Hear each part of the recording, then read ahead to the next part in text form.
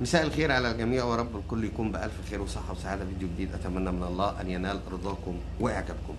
قرار إدارة النادي الأهلي في الإبقاء على كولر ومحاسبته في نهاية الموسم قرار كارثي، قرار كارثي. أنت بتضيع الموسم بإيدك. في واحد هيقول لي طب ما احنا المدرب اللي هيجي دلوقتي مش هيلحق يشوف حاجة ولا طيب إيه اللي أنت منتظره من كولر جديد؟ إيه اللي أنت عايزه ممكن يضيفه لك كولر؟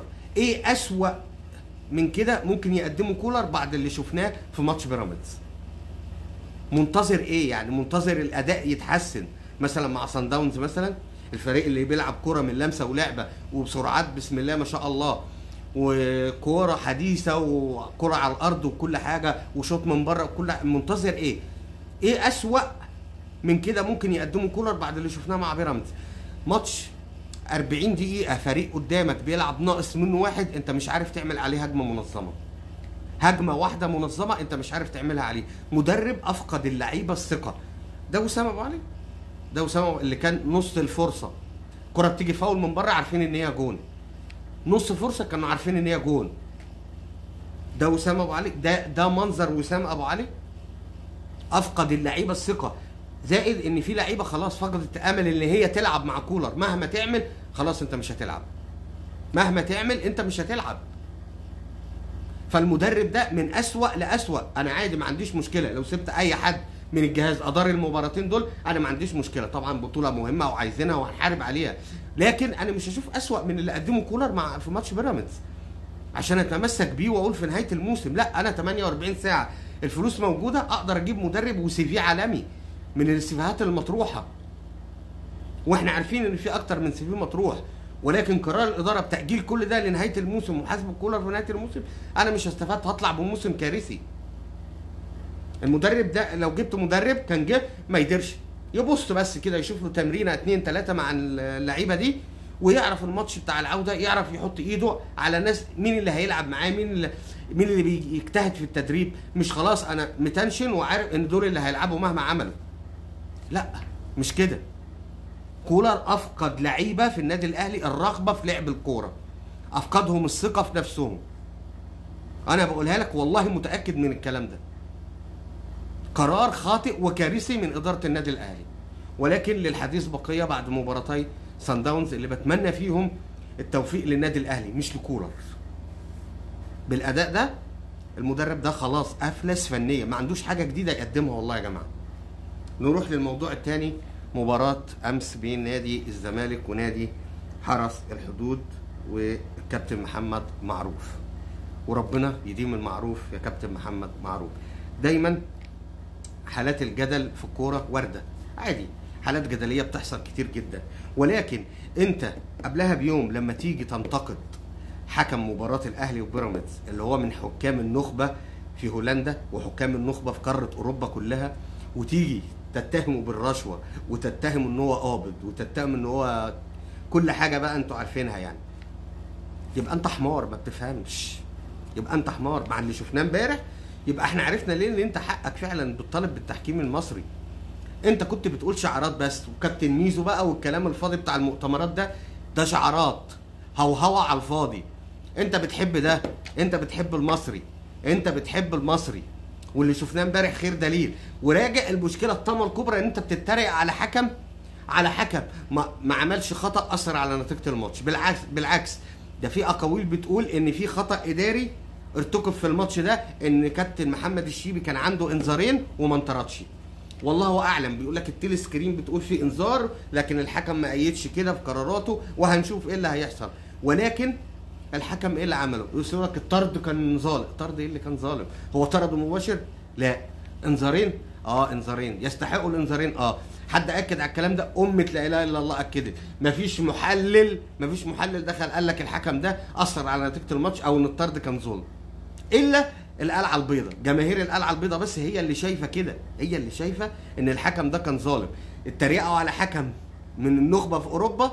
ومحمد معروف امبارح بسم الله ما شاء الله كان يعني زي الفل، تحكيم عادل، وهو ده التحكيم اللي بيحبه نادي الزمالك. سيبك بقى من الشعارات والكلام اللي بيطلعوا يقولوه الشامي وميزو وصادق وصبحي والخطيب اسمه الواد ده الواد الشرقاوي سيبك من الكلام ده، كلها شعارات، ده اكل عيش. احنا عارفين الشله دي بتاكل عيش، متعشمه ان مرتضى منصور يرجع في يوم من الايام، فعشان كده بتتمحلس يعني. انما هم في الحقيقه بيحبوا كده، هم في الحقيقه بيحبوا كده. ركله الجزاء واضحه للاعمى. لو جبت حكم، مع طبعا الاعتذار لكلمه الاعمى، اللي هو كفيف البصر اللي ما بيشوفش يعني، هيحسبها، هيحس ان فيها حاجه يعني. حتى بتاع الفار ممكن يقول له تعالى شوف مثلا ولا حاجه. والجون اللي اتحسب وقبله فاول عادي عادي، مع معروف، ربنا يديم المعروف، عادي مفيش مشكله. ثالث خبر معانا النهارده، زيزو وعودته لنادي الزمالك.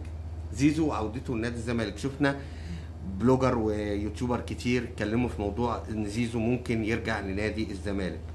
هو ممكن يرجع لنادي الزمالك بس عشان ياخد مستحقاته فقط، مش اكتر ولا اقل. ما تعشمش نفسك يعني يا راجل، ده انت حتى ما استنيتش تشوف موقف الراجل ايه. شتمته هو وابوه في الماتش في الماتش الثاني على طول. يعني في ماتش ستالنبوش انت بسم الله ما شاء الله ما استنيتش حتى تشوف موقف الراجل النهائي ايه. بذمتك ده ينفع يعني؟ هيجي لك ازاي؟ هيجي لك بانهي وش يعني؟ انت شتمت ابوه بافظع الالفاظ، وشتمته هو بافظع الالفاظ، هيجي لك ازاي؟ سيبك من الكلام اللي اتقال ده. زيزو عشان يرجع لك لازم تدفع الشرط الجزائي، انا ما عنديش مشكله، عايز تدفع كوع الشرط الجزائي وما عنديش مشكله. والشرط الجزائي شرط كبير، شرط كبير يعني. شوف كنت انت هتجدد له بكام؟ لا، الضعف، ضعف اللي انت هتجدد له هتدفعه كشرط جزائي. ده لو عايز في حاله اللي انت عايز تاخد زيزو تاني او ترجع زيزو تاني. سيبك بقى من كابتن ميدو واللي هي التويتات اللي هي ايه بتحتمل معنيين، وان ممكن يرجع ومش عارف ايه، وزيزو ابننا وتربى في وسطنا. لا لا لا، الكلام ده اكل عيش بيضحك بيه على جمهور نادي الزمالك، ده معروف من زمان، وهم عارفين كده وعارفين ان هو بيضحك عليهم. والله بجد هم عارفين ان هو بيضحك عليهم، بس مصدقين، هم مصدقين برضه، عادي مفيش مشكله، ده حاجه مفيش خلاف عليها. نروح لكابتن ناصر ماهر. كابتن ناصر ماهر بتاع ان الاهلي فيه نجوم ولكن الزمالك فيه اساطير. يا كابتن ناصر فين الاساطير يا كابتن ناصر؟ انا ما شفتش يعني، ما شفتلكش امارات يعني علشان تبقى من الاساطير دي. بتعترض ليه وبتزعق ليه وفي النهايه تتوقف ويتفرض عليك خصم 25% وعقوبات تانيه؟ فين يا عم الاساطير؟ هو في حد بيعمل في النادي بتاع الاساطير كده؟ هو شاف بس ايه زيزو وحوار زيزو والونش وتجديد الونش، قال لك لا بقى، ده انا ليه ما اهص في الهيصه واخد لي شويه ملايين من اللي عمال يحدفوهم دول. تمرد قال لك يمكن يزودوني 10 ولا 15 مليون، رزق الهبل على المجانين، ما هم بيدفعوا. الونش كان عايز 9 خد 30 وجت عليا، يلا اخش كده في الليله يمكن ربنا يكرم ب 10 مليون ولا 15 مليون، مفيش مشكله. اذا كان هم رفضوا يصلحوا عربيه زيزو، يعني سبب خلاف زيزو وزعلوا منه ان هم رفضوا، وعدوا ان هم يصلحوا له العربيه وما صلحوهاش، هيدوك 10 مليون ولا 15، وبكره الونش هيشتكيهم، خد بالك يعني، ما تقلقش. اخر خبر معانا النهارده ان وزير الشباب والرياضه جات له يعني صفعه محترمه جدا جدا جدا. كان هو عايز قانون الرياضه يتمرر علشان كابتن الخطيب والنادي الاهلي، هو كده بند ال8 سنين احنا كنا عارفين معمول مخصوص عشان الكابتن محمود الخطيب والنادي الاهلي، ولكن كان في رد للجنه الاولمبيه هنتكلم فيه بعدين في فيديو مفصل بكل تفاصيله بكل احداثه وكل حاجه فيه. ولكن اقول لك خلاص طبعا كابتن محمود الخطيب يقدر يترشح، ما فيش اي مشاكل خالص. اخيرا عوده كابتن سيد عبد الحفيظ لمدير الكوره. اعتقد الكابتن سيد عبد الحفيظ قالها صريحه، انا مش هرجع تاني، ولكن في محاولات، في محاولات، في كلام مع كابتن سيد، في كلام مع كابتن سيد. كابتن محمد رمضان يا جماعه شخص طيب، شخص بالفطره، عارفين اللي هو على نياته، مش اللي هو حازم وصارم وكل حاجه، دي ما فيهاش فصال ولا جدال، ولكن قلبه طيب، قلبه طيب، ملوش في شغل بقى ان انا اروح اطالب بحقي وان انا اجري من على الدكه والكلام ده. فاحنا عارفين الكابتن محمد رمضان ساب المنصب وبقى الكابتن محمد شوقي هو المدير الرياضي يعني، او اللي هو مدير الكوره يعني عموما، ولكن برضو كابتن محمد رمضان مستمر ان هو الرئيس بتاع الجهاز الرياضي.